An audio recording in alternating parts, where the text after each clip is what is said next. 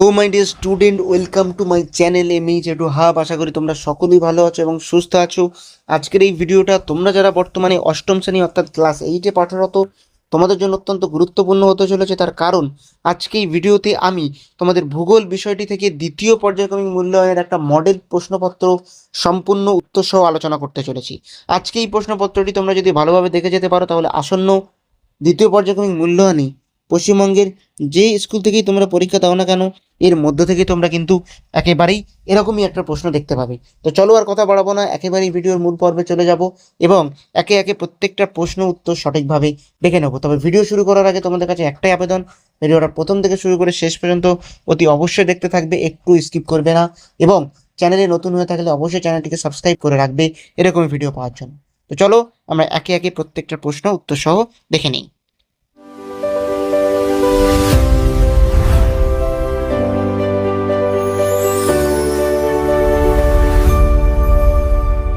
তো দেখতেই পাচ্ছ দ্বিতীয় পর্যায়ক্রমিক মূল্যায়ন 2026 শ্রেণী অষ্টম, বিষয় ভূগোল। প্রথমে কি আছে, প্রথমে তোমাদের 6টি এমসিকিউ দেওয়া থাকবে, অর্থাৎ সঠিক উত্তরটি নির্বাচন করো, 6টি দেওয়া থাকবে। তো চলো প্রথম প্রশ্নটা কি আছে। এক, দক্ষিণ আমেরিকার অন্তর্গত দেশের সংখ্যা কয়টি? উত্তর হবে ক্ষয়ের দিকে সঠিক অপশন 13টি। দুয়ের দিকের প্রশ্ন কি আছে, বাণিজ্য বায়ু কাকে বলা হয়? উত্তর হবে ক, আয়ন বায়ুকে বাণিজ্য বায়ু বলা হয়।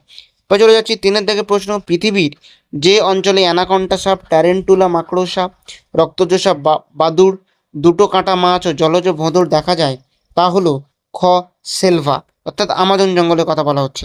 চলে যাচ্ছি চারের দাগি, বেল্ট ভূমি বলা হয়? উত্তর হবে ক, নিরক্ষীয় অঞ্চল কি। চলে যাচ্ছি পাঁচের দাগে, দক্ষিণ আমেরিকা দেখা যায় পৃথিবীর দীর্ঘতম পর্বতশ্রেণী, অর্থাৎ দক্ষিণ আমেরিকায় কি দেখা যায়? আন্দিজ পর্বতমালা, অর্থাৎ পৃথিবীর দীর্ঘতম পর্বতশ্রেণী কিন্তু দক্ষিণ আমেরিকায় দেখা যায়। এবার চলে যাচ্ছি ছয়ের দাগে, নিচের কোথায় খনিজ সম্পদের ভাণ্ডার তেমন না থাকায় কোনো বড় শিল্প গড়ে ওঠেনি? উত্তর হবে ক, পম্পাস অঞ্চল। তো এই ছিল তোমাদের এমসিকিউ। পরবর্তী তোমাদের শূন্যস্থান পূরণ, এখান থেকে কটা থাকবে? 4টে শূন্যস্থান পূরণ থাকবে। তো চলো একে একে শূন্যস্থান পূরণগুলো দেখে নিই। প্রথম প্রশ্ন কি আছে, সাধারণত মেঘের জলকণাগুলির ব্যাস মোটামুটি ড্যাশ মিলিমিটার? উত্তর হবে 0.02 মিলিমিটার। এবার চলে যাচ্ছি দ্বিতীয় দাগের প্রশ্ন, কিউমুলোনিম্বাস মেঘের অপর নাম কি? উত্তর হবে বজ্র মেঘ। এবার চলে যাচ্ছি তিনের দাগে, লা প্লাটা নদীর মোহনা অঞ্চলে ড্যাশ নামে পরিচিত? উত্তর হবে রিও ডি লা প্লাটা। চলে যাচ্ছি চারের দিকে প্রশ্ন, দক্ষিণ আমেরিকার পশ্চিমের সংকীর্ণ উপকূলীয় অঞ্চলে থাকা দীর্ঘ শুষ্ক ও ধূসর মরুভূমির নাম ড্যাশ? উত্তর হবে আটাকামা মরুভূমি। এবার চলে যাচ্ছি আমরা একেবারেই বাম স্তম্ভ এবং ডান স্তম্ভ মিলানো, এখান থেকে তোমাদের 5টা থাকবে। তো চলো একে একে দেখে নিই। মৃত্যু উপত্যকা কাকে বলা হয়? মৃত্যু উপত্যকা কিন্তু বলা হয়, আর দেখে নাও উত্তর আয়ের ই, অর্থাৎ মৃত্যু উপত্যকা কিন্তু বলা হয় অতিরিক্ত লবণতা। সার্ডবেরি অঞ্চল বলা হয় নিকেল। পৃথিবীর কর্মশালা কাকে বলা হয়ে থাকে? কানাডীয় শিল্প অঞ্চল কি। প্রাচীন ভূখণ্ড কাকে বলা হয়? প্রাচীন ভূখণ্ড তোমার বলা হয়,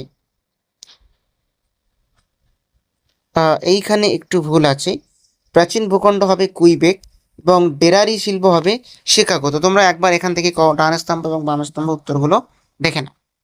তো চলো এরপরে আমরা শুদ্ধ এবং অশুদ্ধ কোনটি সেইটা কিন্তু আমরা দেখে নেব। প্রথম প্রশ্নটা কি আছে, গ্র্যান্ড ক্যানিয়নের দৈর্ঘ্য প্রায় 446 কিলোমিটার। এটি শুদ্ধ না অশুদ্ধ? এটা শুদ্ধ, অর্থাৎ এটি সঠিক। তো চলে যাচ্ছি দুইয়ের দাগে, 1505 খ্রিস্টাব্দে আমেরিগো ভেসপুচি নামে এক পর্তুগিজ নাবিক উত্তর আমেরিকা মহাদেশটি আবিষ্কার করেন? উত্তর হবে কি অশুদ্ধ, কারণ আমেরিগো ভেসপুচি ইতালীয় নাবিক ছিলেন এবং আবিষ্কারের সালটিও এখানে ভুল দেওয়া আছে। চলে যাচ্ছি তিনের দাগে, নিউজিল্যান্ড উৎপাদনে কানাডা বিশ্বে প্রথম স্থান অধিকার করে? শুদ্ধ, এটা নিউজিল্যান্ড হবে না, এটা শুকনো কাগজ হবে, অর্থাৎ শুকনো কাগজ উৎপাদনে কানাডা বিশ্বে প্রথম স্থান অধিকার করে। এবার চলে যাচ্ছি চারের দাগে, কাকে পৃথিবীর রাবার রাজধানী বলা হয়? কানাডাকে হবে, এখানে বাহাইলাকে হয়ে গেছে, এখানটায় একটু ভুল হয়ে গেছে। আক্রন শহরকে রবার রাজধানী বলা, এটা হবে অশুদ্ধ। চলে যাচ্ছি পাঁচের দাগে, প্রায়রি অঞ্চল আলফা আলফা ঘাস জন্মায়? উত্তর হবে কি শুদ্ধ। তো এরপরে আমরা দেখে নেব 2 নম্বরের প্রশ্ন, এখান থেকে তোমাদের 4টে লিখতে হবে, দেওয়া থাকবে 5টে। তো চলো 2 নম্বরের প্রশ্নগুলো উত্তর সহ দেখে নিই। প্রথম প্রশ্ন কি আছে, সম্পৃক্ত বায়ু কাকে বলে? উত্তর হবে নির্দিষ্ট উষ্ণতায় নির্দিষ্ট পরিমাণ বায়ুতে যতটা জলীয় বাষ্প থাকার ক্ষমতা থাকে ঠিক ততটা জলীয় বাষ্প থাকলে তাকে সম্পৃক্ত বায়ু বলে। এরপরে আমরা চলে যাব দ্বিতীয় দাগে, সমবর্ষরেখা কাকে বলে? উত্তর হবে ভূপৃষ্ঠের সমান বৃষ্টিপাতযুক্ত স্থানগুলিকে মানচিত্রে যে কাল্পনিক রেখা দ্বারা যুক্ত করা হয় তাকে সমবর্ষণ রেখা বলে। চলে যাচ্ছি তিনের দাগে প্রশ্নে, সেন্ট লরেন্স নদীর উৎস ও মোহনার নাম লেখো। উত্তর হবে উৎস অন্টারিও হ্রদ, মোহনা আটলান্টিক মহাসাগরের সেন্ট লরেন্স উপসাগর। চলে যাচ্ছি চারের দাগে, পঞ্চহ্রদ কাকে বলে? উত্তর হবে উত্তর আমেরিকা, সুপেরিয়র, মিশিগান, হিউরন, ইরি ও অন্টারিও এই 5টি হ্রদকে একত্রে পঞ্চহ্রদ বা গ্রেট লেকস বলা হয়।